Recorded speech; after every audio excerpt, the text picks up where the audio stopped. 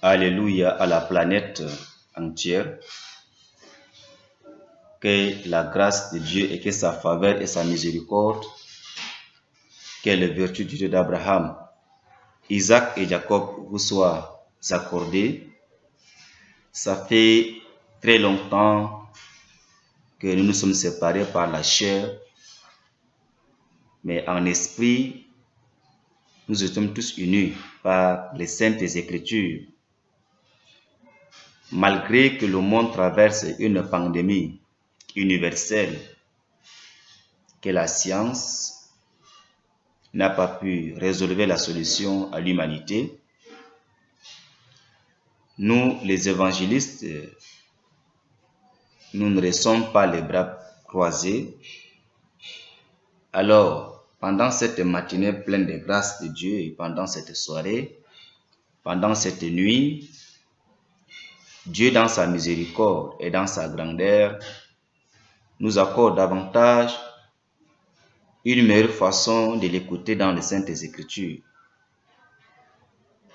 Je suis votre évangéliste quotidien, je suis votre serviteur de Dieu, inutile qui suis devant vous, par cette chaîne dénommée la voie de l'évangile. Il va de soi que chaque fois quand l'homme est resté loin de son Créateur, Dieu envoie ses anges pour pouvoir converser, avertir à l'humanité, à la planète que nous sommes aujourd'hui. Chers compatriotes, chers évangélistes, collègues pasteurs et apôtres prophètes, pour ce moment et pendant cette période, Dieu nous a fait une grâce imméritée, une grâce particulière que vous et moi, nous disposions pour écouter ces oracles, ces prétextes, sa parole pleine de la grâce de ses merveilles. Longtemps, l'homme marchait sans Dieu. Longtemps, l'homme était manqué de la solution à tous ses problèmes. L'homme était manqué d'une paix. C'est la raison pour laquelle je demande à toute personne qui est devant cette vidéo, par cette chaîne qui est dénommée La Voix de l'Évangile, avant de recevoir cette parole, ces messages si tendres et salutaires, je demande à notre Créateur Dieu de vous accorder une grâce, une bénédiction et le salut. Alors, pour ce moment, je ne suis pas le premier serviteur de Dieu, ni le dernier serviteur de Dieu, mais je suis aussi parmi les serviteurs qui portent la bonne nouvelle du salut à l'humanité. Nous allons avoir un thème très important que le monde ignore dans sa marche, dans son comportement.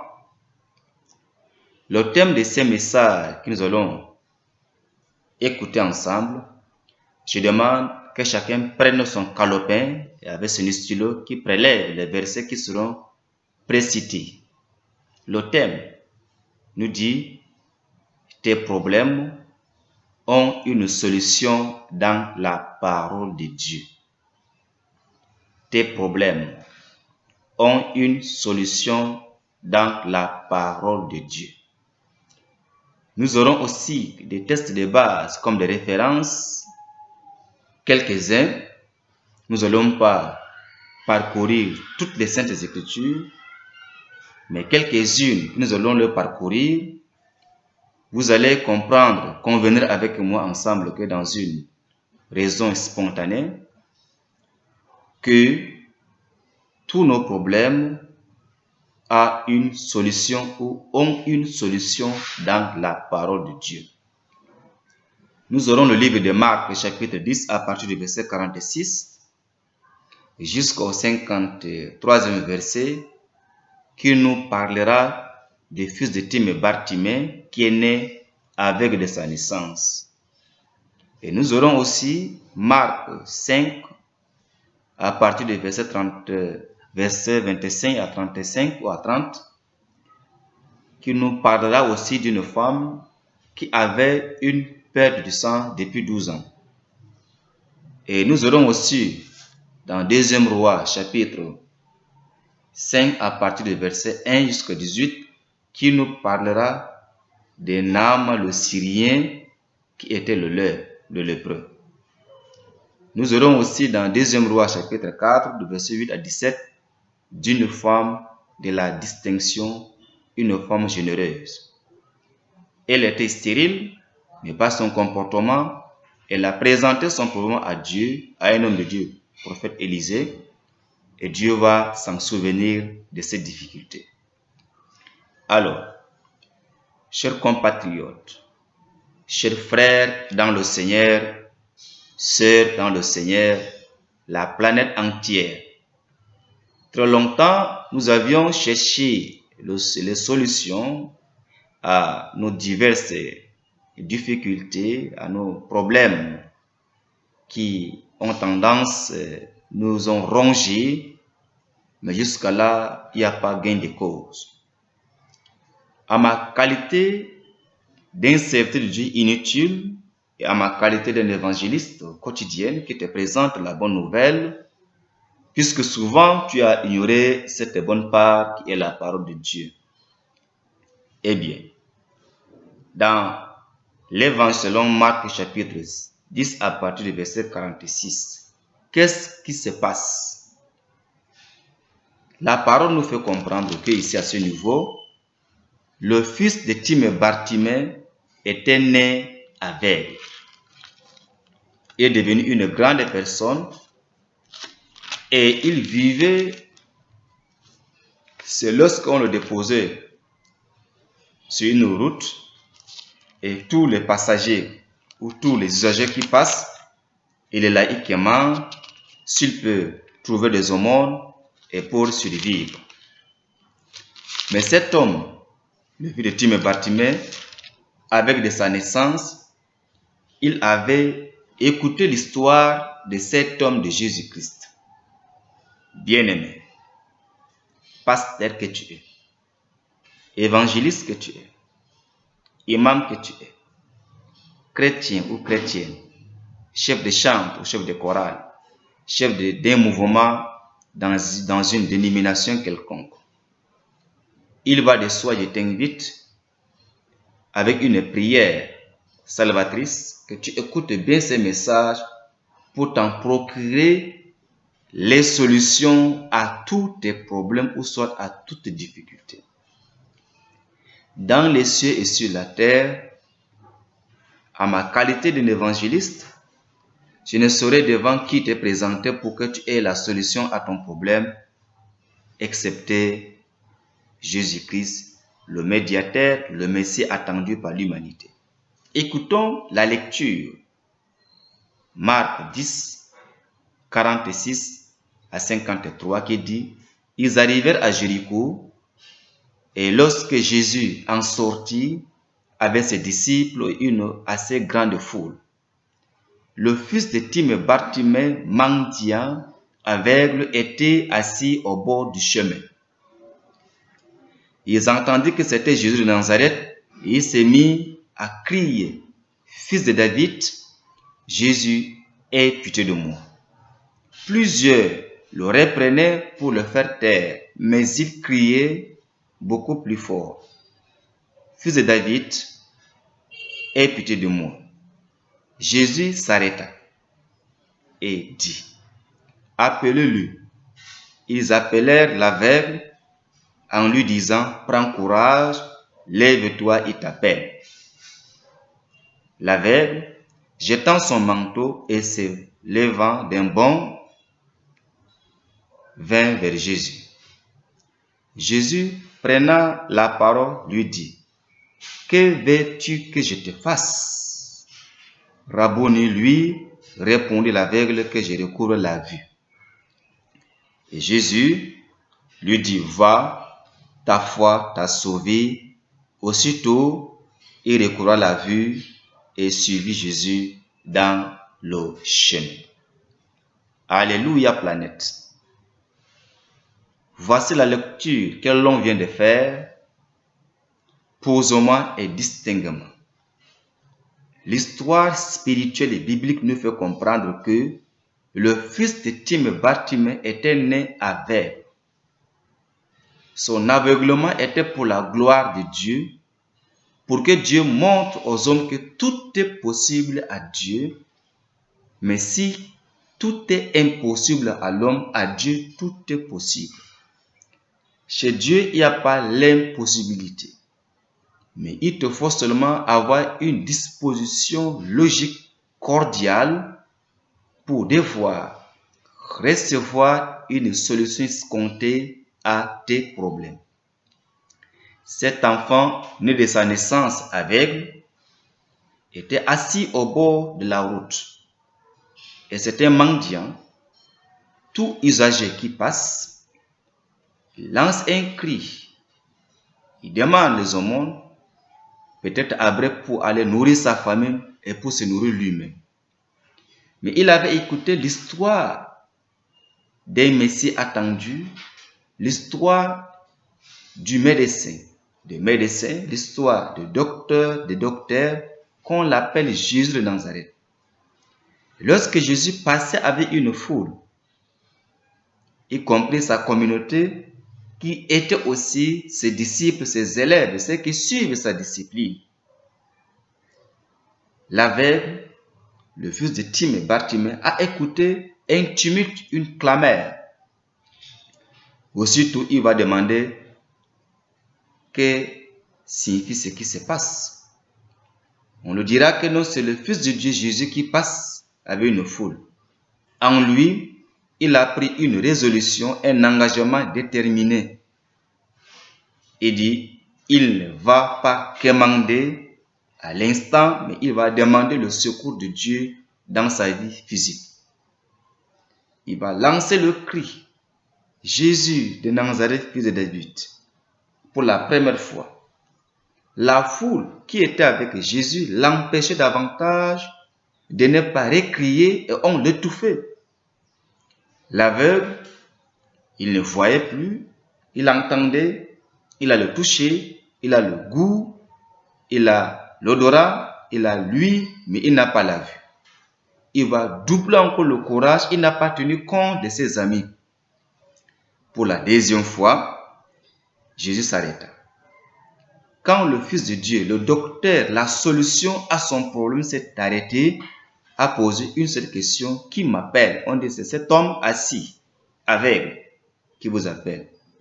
Il dit, appelez-le. Quand on l'a appelé, il a posé une seule question. Avant que l'homme ne vienne trouver Jésus-Christ, il a enlevé le manteau. C'est assez nouveau que je voudrais t'expliquer ton problème.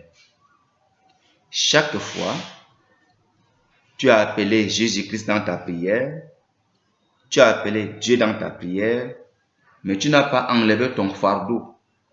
Le manteau que le fils de Timée, Bartimée, porte ici était le mal, était le péché, était une vie cachée en lui. Il va de soi.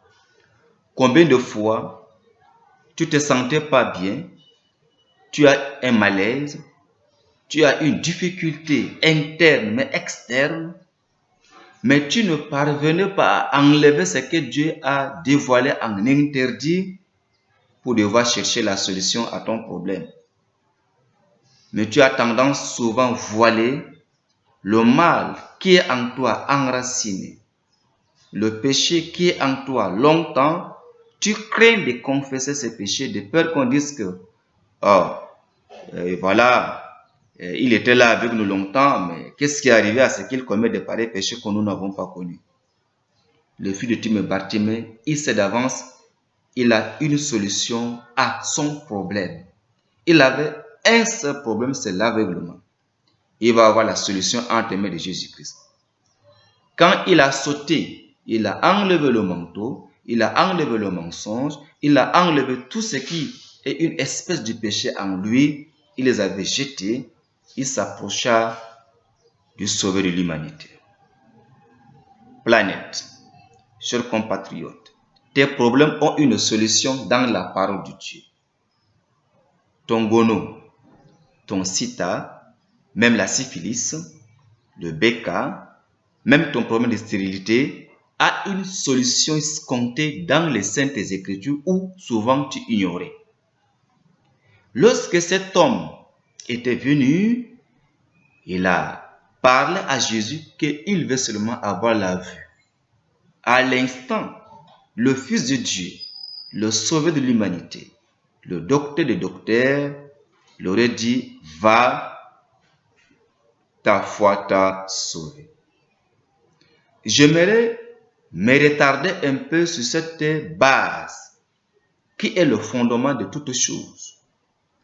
Lorsque vous demandez ou lorsque vous demandiez une solution entre mains de Dieu partant d'un problème, il faut dorénavant présenter ton problème à Dieu comme cet homme de Timée Bartimée n'avait pas eu la crainte, la honte. Trop souvent, quand nous venons devant Dieu pour présenter nos problèmes à Dieu, personne n'a tenté d'enlever ce qu'il a commis dans la vie des cachés-cachés. Je vous ai dit tout de suite que le manteau que cet homme portait était le mal. Parce que dans le manteau, il avait des poches, tout ce qu'il commandait, on donnait, il met dans la poche de ses manteaux. Le manteau pesait. Le péché pèse plus qu'une montagne que nous transportons jour après jour. C'est pourquoi Jésus-Christ qui est la solution à tous nos problèmes. Nous avions des problèmes, nous avions des difficultés, mais sans ignorer que Jésus-Christ est la solution pour tous nos problèmes. C'est pourquoi le thème matinal, le thème de cet après-midi qui nous dit « Tes problèmes ont une solution dans la parole de Dieu ». Alors, ces fils de Timée Bartimée, quand il a lancé le cri à haute voix pour la première fois, il y avait la foule. La foule peut être qui? La foule peut être une mauvaise compagnie qui t'empêche de chercher la voix de Dieu. La foule peut être la honte qui est en toi, qui t'empêche de lancer un cri pour chercher la solution à tes problèmes. La foule peut être l'orgueil, le matu-vu qui est en toi, au lieu de dévoiler ce que tu as commis dans une vie cachée, à l'insu de tes parents, à l'insu, n'est-ce pas, de ton pasteur, de l'environnement, mais sans ignorer que Dieu était au témoin des mêmes que les habits que tu portes. Le fils de Timée Bartimée vit son âge, il devait déjà avoir un âge adulte, mais il n'a pas tenu compte de ses amis qui ont tendance à l'interrompre, de ne pas appeler cet homme de Jésus, mais il a crié à haute voix, un homme mûr, âgé, de crier sans toutefois avoir une embâche dans ce langage. Tes problèmes ont une solution dans la parole de Dieu. Le deuxième verset, ou le deuxième chapitre, marque davantage chapitre 5 à partir du verset 25. Maintenant, suit l'histoire d'une femme. Elle est une femme mûre, une femme âgée comme toi, mais elle a dépensé toute sa fortune dans des hôpitaux chevronnés, chez les voyants. Elle a consulté les mages, elle a consulté son totem, elle a consulté ses ancêtres dans le tombeau, comme les hommes adorent aussi le mort. Mais dans son parcours ou dans son parchemin, dans son itinéraire, elle a écouté l'histoire de Jésus-Christ. Elle cherchait de voies et moyens une occasion favorable, si propice, pour présenter ses problèmes à cet homme de Jésus. Pourquoi? Parce qu'elle saignait pendant 12 ans. Les 12 ans, c'est 365 jours fois 12. Et une femme qui était forte, riche, elle avait une fortune. Après avoir dépensé la grande partie de sa fortune dans des soins médicaux, dans des soins traditionnels, mais elle n'a pas trouvé une gain de cause. Qu'est-ce qui va se passer lors que rentrer de ce parcours chez un voyant, chez un médecin chevronné, dans des hôpitaux renommés, dans des années, alors elle aperçoit une foule autour d'un individu qu'on l'appelle le Fils de Dieu, Jésus-Christ. Elle va dire en elle, voici une occasion à ne pas rater. Et qu'est-ce qu'elle a pris comme un engagement? Elle a enlevé d'abord la peur, elle a enlevé d'abord la honte, elle a enlevé les candidatons, elle a enlevé beaucoup de comportements en elle. Quand nous cherchons la solution entre les mains de Dieu, on devient aveugle dans la confession du péché. On devient un homme absent parmi les hommes. Mais lorsque nous voulons garder notre grandeur, notre dignité, notre personnalité en disant que est-ce que si je confesse mes péchés de la manière, les hommes ne vont pas mal parler de moi? Non. La femme était venue, elle a seulement touché le manteau de Jésus-Christ. Et la puissance est sortie du manteau de Jésus pour l'accorder la délivrance à ces difficultés longtemps vécues. Aussitôt, elle sent une fraîcheur, elle sent une délivrance en elle. À l'immédiat, à l'instant, le sang qui saignait s'arrêta. Et Jésus, de son côté, a senti une puissance qui est sortie de lui, entrant dans une personne. Alléluia. J'aimerais te faire comprendre, chers compatriotes, ce matin, cette matinée, cette soirée, cette nuit, toi qui as la grâce de suivre ces messages dans cette chaîne dénommée La Voix de l'Évangile, prends ton temps. Lorsque tu as un problème, lorsque tu as une difficulté, quand tu viens pour présenter ton problème à Dieu, n'aie pas honte. Enlève l'orgueil. Même si tu avais couché avec un animal, même si tu avais connu ta maman, ta soeur, ton frère, n'importe quoi que ce soit ou n'importe qui, ne cache rien, confesse ça ouvertement, distinctement pour recevoir la solution à tes difficultés. La femme qui saigne, vous voyez, la santé d'une femme, c'est voir ses menstrues. Oui, mais à une période limitée. Mais ça part, il n'y a pas une limite. 12 ans dans une difficulté qui dépasse les infirmiers, qui ont dépassé les médecins chevronnés. En un tourne-bras, dans un engagement spontané, spéculeuse, elle s'est donnée, elle a pris une résolution, elle dit, voici une occasion à ne pas rater, je m'en vais, je toucherai son manteau et je serai guéri. Compatriotes, bien-aimés dans le Seigneur, chers pasteurs, planète entière, ton problème a une solution dans la parole de Dieu.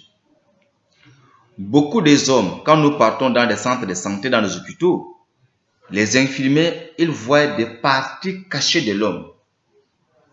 Et nous n'avons pas la honte, nous n'avons pas des inquiétudes comme nos sœurs, comme les femmes, quand elles partent devant les infirmiers et présentent des parties sensibles. Mais pourquoi n'est-il pas aussi, lorsque nous sommes devant Dieu, lui présenter nos problèmes comme il se doit pour que Dieu puisse avoir pitié et miséricorde envers notre vie physique? Les deux exemples nous servent une expérience spirituelle et biblique. Alors, maintenant, il y avait un officier dans 2e Roi, chapitre 5 à partir du verset 1 jusqu'au 18e verset. Il était question de Naaman, le Syrien, qui avait la lèpre, et un officier, un guerrier. La lèpre de Naaman, aucune personne, même son chef, n'avait pas connu que Naaman avait la lèpre, et c'était sa femme. Parce que tout le jour que Dieu a fait, Naaman avait des gants. Il bandait ses doigts, mais lorsqu'on l'envoie dans une bataille acharnée, il prend toujours la victoire. Naaman était un officier. Naaman était un semga. Naaman était le ministre de la Défense. Naaman est une autorité renommée dans son pays, dans sa patrie. Mais il avait une difficulté. Cette difficulté est une difficulté sale. Vous savez que la lèpre, c'est une sale maladie. Lorsque les hommes découvrent la lèpre sur un individu, on les épargne hors de la ville. Si seulement que Naaman, les hommes avaient découvert sa difficulté ou sa lèpre, on l'épargne de loin de sa place ou de la patrie. Mais Naaman cachait cette lèpre. Alors, je voudrais que par cela que nous écoutions bien cette parole. Naaman, chef de l'armée du roi de Syrie, jouissait de la faveur de son maître et d'une grande considération. Je vous invite à lire. Prenez bien les notes, vous les méditez. Lorsque, après avoir visionné cette vidéo, n'hésitez pas de lire ces versets que je cite. Je dis bien dans 2e Roi, chapitre 5 à partir du verset 1 jusqu'au 18e verset. Naaman jouissait de sa considération. Pourquoi? Parce que quand on l'a envoyé à la guerre, Dieu utilisait Naaman dans la bataille.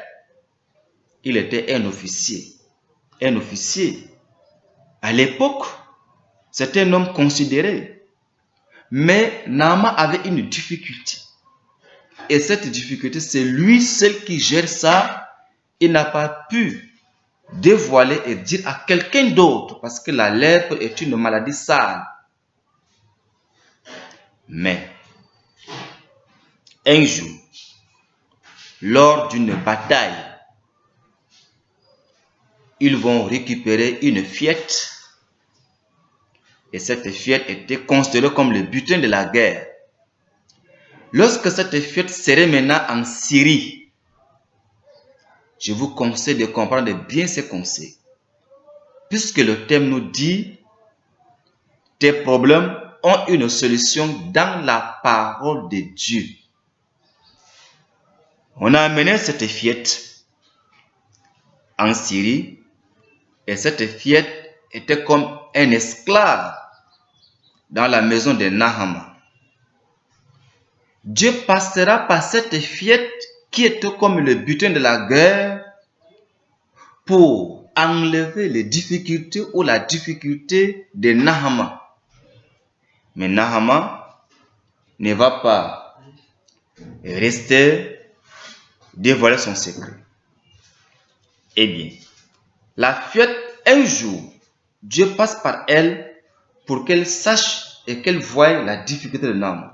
Elle va dire à sa maîtresse, si seulement mon maître était dans telle ville, en Israël, en Jérusalem, un exemple, en Judée, si seulement il était dans telle ville, il y a un prophète du nom Élisée,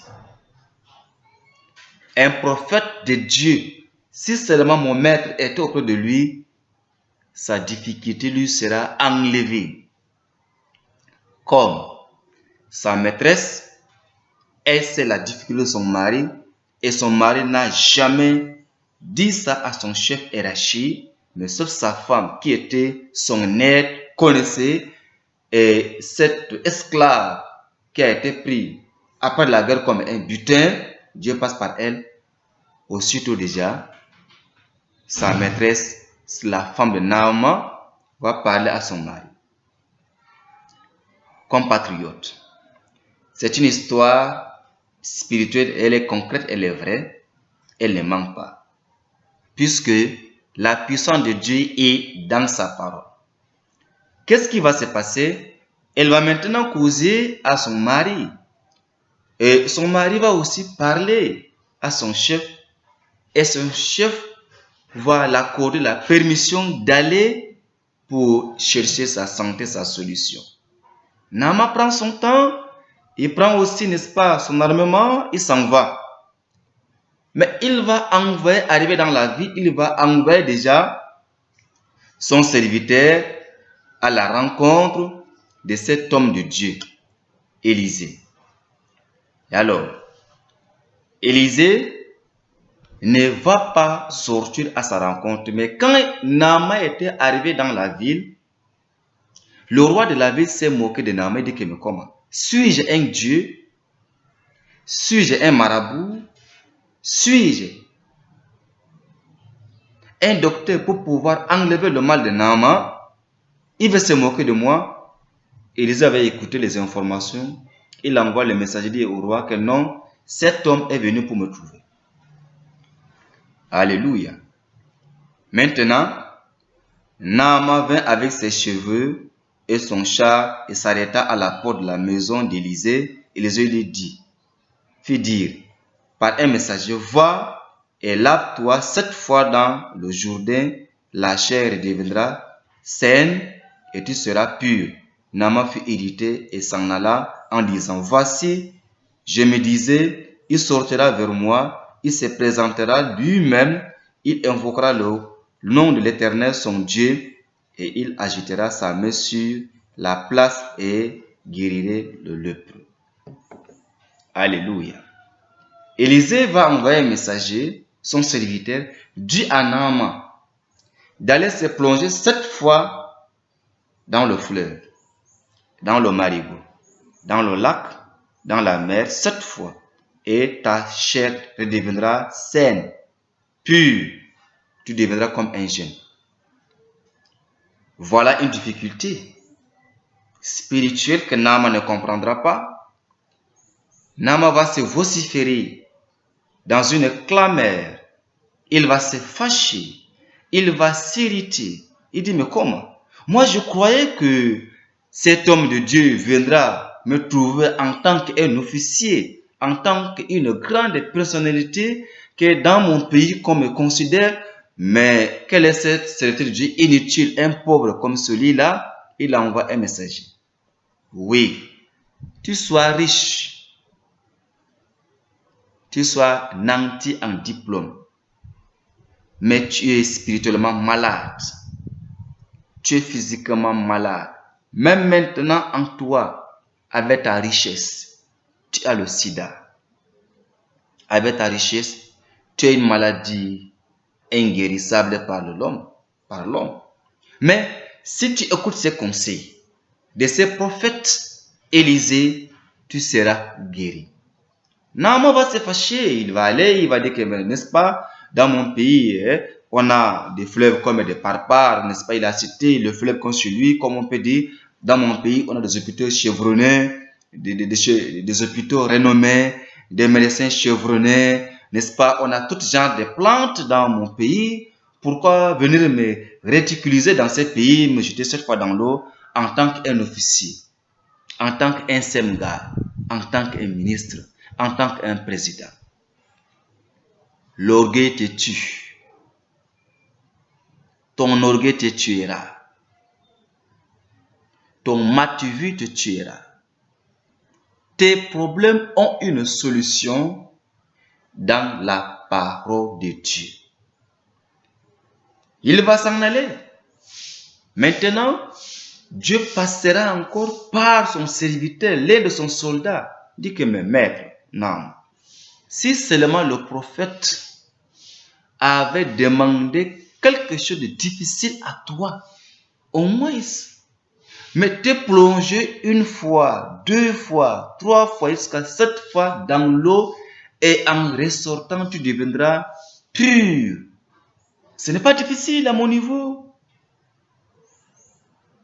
Combien de fois Toi qui m'entends maintenant, militaire, député, ministre, président, pasteur, apôtre, tu as une maladie interne, que chaque fois tu as tendance à dépenser des milliards, des millions, ton compte ne fait que vider. Obéis à cette voix. Mais maintenant, si tu obéis à cette voix de l'évangéliste qui te présente l'évangile maintenant, tu seras guéri au nom du Seigneur Jésus. La puissance de Dieu est dans sa parole. Dieu est dans sa parole. La guérison divine est dans la parole de Dieu. Et maintenant, Naaman va écouter le conseil de son serviteur. Il revient, il se jette une fois, deux fois, 7 fois. Naaman, il sort sans la lèpre. Alléluia. As-tu obéi à la voix de ton serviteur? As-tu obéi à la voix de l'évangile? Tes problèmes ont une solution dans la parole de Dieu. Naaman ressort étant pur. Il voit ses doigts maintenant, il va enlever ses gants. Vous savez que la lèpre peut me diminuer le narine. La lèpre te rend comme ça vilain. La lèpre te déforme. Mais Naaman est devenu comme un chêne, beau de figure, beau de taille, à cause de la parole de l'homme de Dieu, Élisée. Regardons comment Dieu a passé à travers d'une fiette, son serviteur, pour que Naaman reçoive la santé, la délivrance à ses difficultés. Même toi, le riche, que tu m'entends, tu as un compte bancaire garni, mais depuis que tu dépenses de lourdes sommes dans des pharmacies, dans des pharmacopies, tu dépenses à écorcher des écorches d'arbres, des feuilles d'arbres, des plantes. Jusqu'à là, tu demeures encore maladif ou maladive. Obéis à cette parole. Viens à l'Éternel. Prosterne-toi. Présente-lui ton problème crucial sans rien lui cacher. Tu les avoues, tu le confesses normalement, sans avoir la honte ni l'orgueil en toi. Le Dieu d'Abraham, Dieu d'Isaac, Dieu d'Israël, Dieu de l'Évangile, Dieu du salut, te guérira à l'instant. Même toi qui as le gono, qui as le sida, qui as des syphilis, des règles douloureuses, tu as un problème de stérilité en toi, longtemps que tu n'avais pas eu ce temps favorable, confesse tes péchés. Sans embâche. La parole que tu écoutes maintenant, elle va traverser ton corps, elle va traverser ta vie, tu seras guéri. C'est la raison pour laquelle le Seigneur Dieu t'appelle ce matin. L'histoire de Naaman nous donne une solution à toutes nos difficultés. Alors, il est aussi une question d'une femme généreuse. Dans 2e Roi, chapitre 4, à partir du verset 8 jusqu'à 17e verset. La femme était stérile. Mais chaque année, quand le prophète Élisée et son serviteur Géasi allaient dans une autre ville pour l'œuvre de Dieu, ils passaient par chez elle. Et la femme est une femme de distinction. Dans sa distinction, Dieu va avoir pitié d'elle, l'accordant un enfant. Je te conseille, après avoir lu ces versets, conforme-toi à la voix de l'évangile. Je te conseille, tes problèmes ont des solutions dans la parole de Dieu. Lorsque cette femme a fait des propositions, elle était une femme généreuse parce qu'elle avait la générosité. Peut-être ton stérilité, il demeure. Pourquoi? Parce que tu as plein d'esprit d'avarice en toi. Tu n'es pas généreuse. Depuis que tu t'es mariée, il y a 5 ans du foyer, il y a 10 ans du foyer, il y a 20 ans de ménage, tu es là sans toutefois voir ton entrée, puisque Dieu n'est pas un Dieu de stérilité.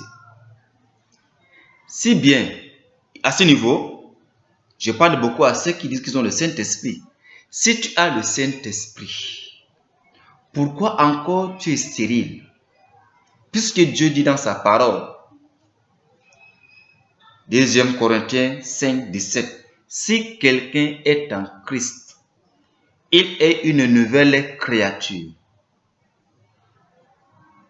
Voici, les choses anciennes sont passées et toutes les choses sont devenues nouvelles. Si Christ habite en toi, pourquoi encore cette difficulté? Si Dieu t'a donné des mamelles pour faire téter le nourrisson, et si ta part ne coule pas, comment peux-tu dire que tu as le Saint-Esprit, que Dieu habite en toi? Non. Dieu ne fait pas de choses en partie. Lorsque Dieu habite en personne, dans une personne, il travaille dans sa totalité. Il n'est pas un Dieu partiel. Il est un Dieu omnipotent, un Dieu omniprésent, un Dieu omniscient. Il ne prend pas une partie, il te laisse une autre partie. Non. Cette femme, elle était stérile. Mais son stérilité était pour la gloire de Dieu. La femme de distinction, dans 2 Rois 4, 8 à 17, elle était une femme distinctive.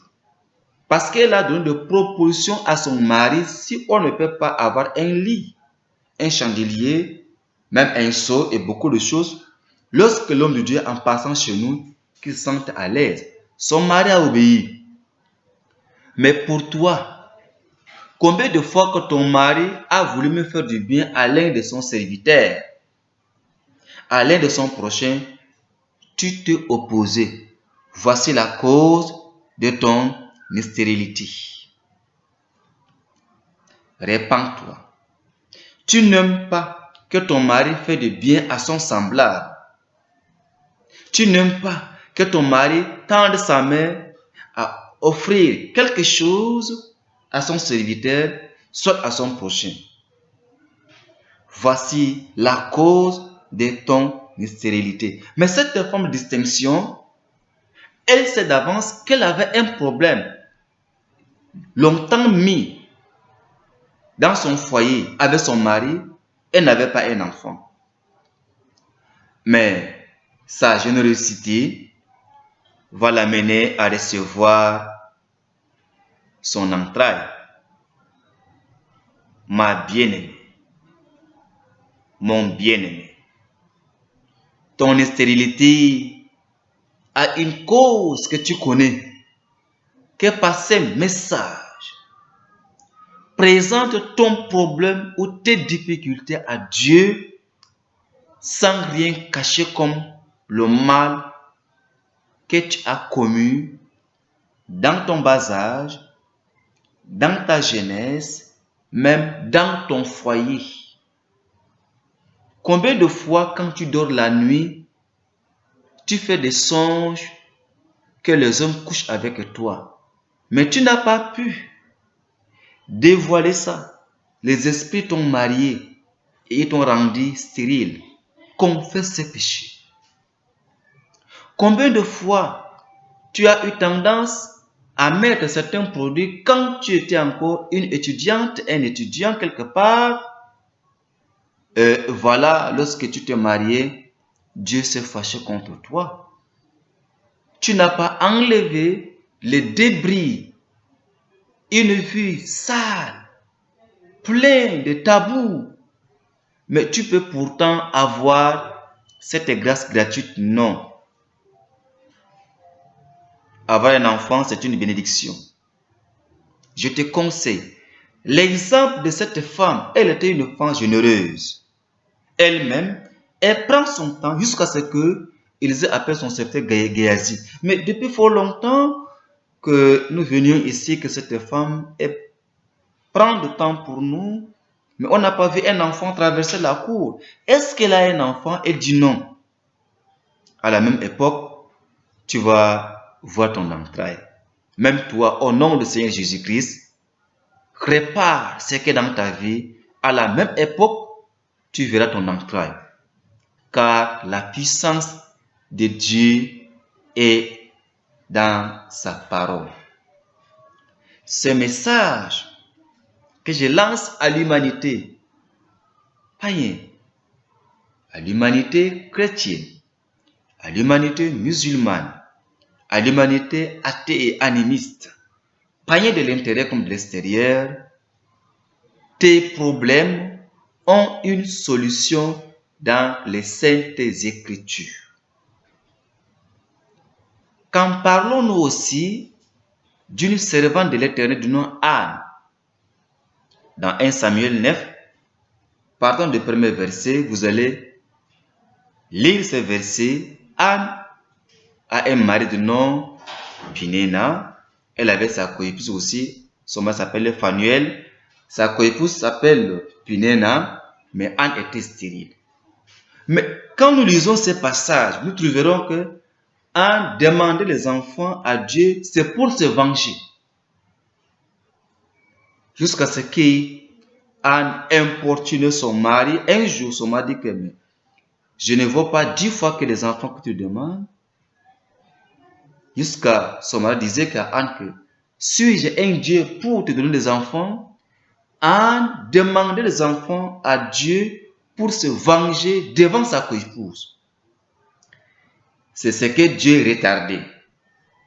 Oui, toi en demandant les enfants à Dieu, ce n'était pas pour la vengeance. Or, Anne avait un esprit en elle de la vengeance, de la rivalité. Elle avait de la haine dans son cœur. Mais le jour prochain, quand Anne va entrer en elle-même, elle va trouver que la vengeance est un mal. La rivalité est un péché. La haine est un péché. À la prochaine rencontre, conférence, convention, retraite spirituelle des enfants de Dieu à Silo, Anne va prendre son temps devant l'Éternel Dieu.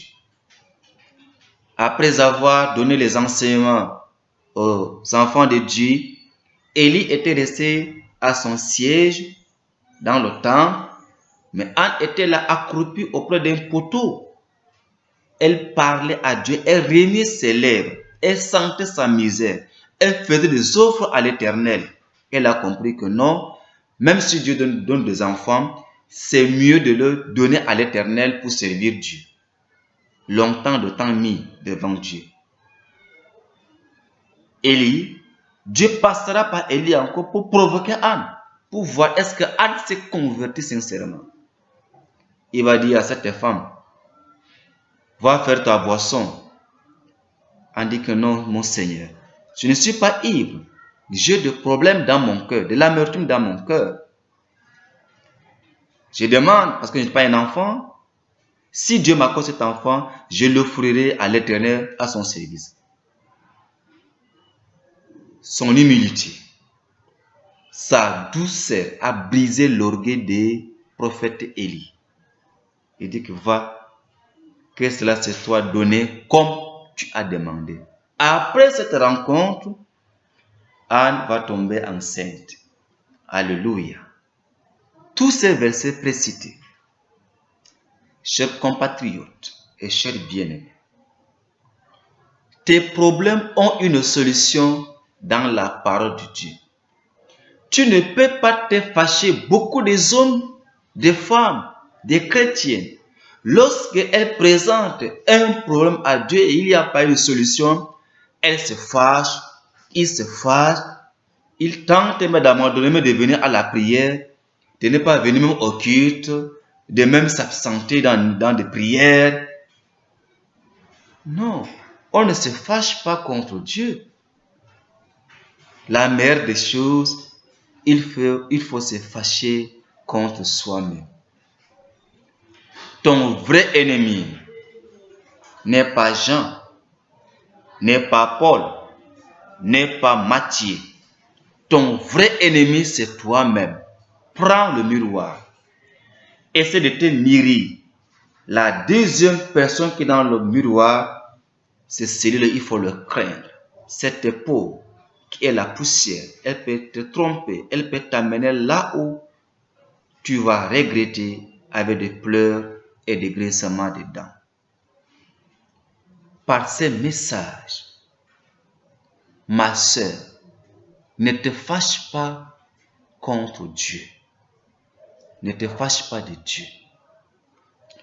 Ne te fâche pas contre ton mari. Ne te fâche pas contre ton prochain.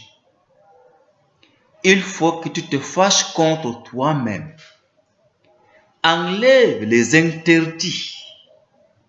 Comme le fils de Timée Bartimée. Lorsqu'il était appelé par le Messie, par le docteur Jésus-Christ, la première des choses qu'il a fait, il a enlevé le manteau. Il a enlevé le mal, il l'a jeté. Puisque dans Jean 19, à partir du verset 31, nous savons que Dieu n'exauce point la prière d'un pécheur.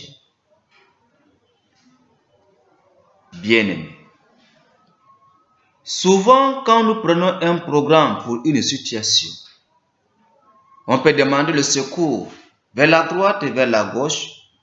On peut lancer des appels partout, mais lorsqu'il n'y a pas une solution spontanée, nous nous fâchons. Ce n'est pas une solution. La seule solution, entre en toi-même. Pose-toi des questions. Dis, qu'est-ce qui se passe dans ma vie? Si Dieu dit, dans 2 Corinthiens chapitre 5 à partir du verset 17, si quelqu'un est en Christ, il est une nouvelle créature. Les choses anciennes sont passées. Voici, toutes choses sont devenues nouvelles. Si moi, au grand jamais, Jésus est entré en moi, si j'ai le Saint-Esprit, si je respire la gloire de Dieu, si je respire la présence de Dieu, si je présente l'évangile aux hommes, si je suis un prédicateur, pourquoi j'ai encore une difficulté physique en moi? Si Jésus était dans ma vie, lorsqu'il entre dans ma vie, toutes les difficultés physiques automatiques à l'immédiat prennent le chemin et Jésus s'installe avec son équipe. Mais si j'ai encore une difficulté rénale, une difficulté dans ma vie physique, c'est que la présence de Jésus dans ma vie est mise en doute. Tu peux être chef de chorale, mais avec une difficulté. Tu peux être chef de mouvement. Tu peux être un pasteur qui est sous régime. Mais où est allé Jésus? Dans 2 Timothée 4, Jésus dit, nous devons prendre tout par la grâce de Dieu. Nous devons prier. Mais d'où vient encore tu es sous régime? Puisque Jésus qui est en toi est en doute. Va reprendre tes actions, ta marche avec Dieu. Tu es stérile. Tu as laissé ton mari, tu croyais que ton mari qui est stérile. Tu es allé tricher pendant des mois, pendant des périodes. Tu as encore regagné ton foyer. Et tu présentes maintenant cette prière à Dieu. Non, ma bien-aimée dans le Seigneur, si et jamais tu ne reviens à nouveau pour demander pardon à Dieu, tu ne verras pas ton entraille. Il est question que tu reviennes à Dieu pour recevoir la solution à ton âme. Compatriotes, planète entière, bien-aimés dans le Seigneur, la parole qui vient d'être prêchée par l'évangéliste Emmanuel Gangrand devant vous, avec ce thème plein de salut. Tes problèmes ont une solution dans la parole de Dieu. Viens à Jésus. Accepte sa parole. La puissance de Dieu est dans la parole de Dieu. C'est la raison pour laquelle, pour t'aider à résolver tes problèmes, viens à Jésus. Enlève ton manteau. Enlève cette vie de cache-cache que tu as menée. Tu sois pasteur, tu sois mon collègue serviteur de Dieu. Quand tu as une douleur, quand tu as une difficulté, comprends que toute difficulté dit absence de Dieu dans ta vie. Même si tu parles en langue, même si tu as le Saint-Esprit égale Jésus-Christ et son Père en toi. Jésus ne peut pas habiter une maison et laissant aussi une autre partie, le diable y demeure. Dieu nous dit, même nos animaux ne seront pas stériles. Mais combien de fois que nous qui avions le Saint-Esprit, nous qui avions la connaissance de l'Évangile, nous sommes encore stériles. La stérilité physique, la stérilité spirituelle est dans tout le domaine de la vie de l'homme. Je te conseille en ce moment de recevoir la bonne part. C'est pourquoi dans Matthieu chapitre 11, à partir du verset 28, où Jésus te lance cet appel plein du salut. Venez à moi, vous tous qui êtes fatigués et chargés. Toi, longtemps, tu t'es promené avec tes difficultés, avec tes problèmes, devant les pasteurs, devant les évangélistes, devant les prophètes, devant les médecins chevronnés, dans les hôpitaux renommés, mais jusque-là, tu n'as pas trouvé une solution spontanée. Ce matin, c'est l'après-midi, cette soirée, ne te fâche pas contre Dieu. Ne te fâche pas contre ton prochain. Au nom du Seigneur Jésus, fâche-toi contre toi-même. Enlève les interdits en toi. Donne ces interdits à Jésus. Et il va les clouer sur la croix où il s'est écrié, tout est accompli sur le mont Golgotha. À l'instant, tu sentiras une puissance d'en haut qui descendra en toi et qui va enlever tout le mal et toutes les douleurs en toi. Jésus est la porte de toutes les solutions. Jésus-Christ est la clé de toutes les solutions de ton problème. Jésus-Christ est le chemin. Jésus-Christ est la vérité. Jésus-Christ est la vie. Jésus-Christ est le salut. Jésus-Christ revient bientôt. Jésus-Christ, baptisé du Saint-Esprit. Jésus-Christ est le Fils de Dieu. Jésus-Christ est le roi des rois. Jésus-Christ est le médecin des médecins. Si jamais tu l'acceptes, tu verras la gloire de Dieu. Toi qui es malade maintenant, toi qui n'as pas d'enfant 5 ans, 5 mois, ne te fâche pas. Reprends les activités spirituelles avec Dieu, mais au préalable, enlève le manteau, donne à Jésus. Enlève l'orgueil, donne à Jésus. Enlève l'esprit d'avarice, donne à Jésus. Enlève l'esprit d'égoïsme, donne à Jésus. enlève l'esprit de la honte, de la peur, des candidatons, des mauvaises compagnies, donne à Jésus, enlève toute espèce du péché, donne au Fils de Dieu. Et par ces messages, par la voie de l'évangile, reçois le salut, reçois la guérison, reçois la délivrance, reçois la paix de ton âme, au nom du Seigneur Jésus. Chers compatriotes, reviens à la parole de Dieu. Si tu acceptes cette parole, tu seras guéri. Même maintenant, cette parole, l'évangile que je viens te présenter, pas moi, non, cette parole a la puissance en elle. Je suis qu'un serviteur inutile qui t'a montré le canal, le canevas, le chemin par lequel pour que tu aies la solution à tes difficultés. Que le Seigneur te bénisse. Que le Seigneur t'accorde mieux de le comprendre. Que le Seigneur te bénisse. Sois guéri. Que l'Éternel Dieu d'Abraham, Isaac et Jacob, que Dieu de cette parole guérit toute personne qui se confiera en toi. Même celle dont qui est stérile, celle dont qui est malade, qui est couchée sur le lit des hôpitaux, qui souffre chez les marabouts.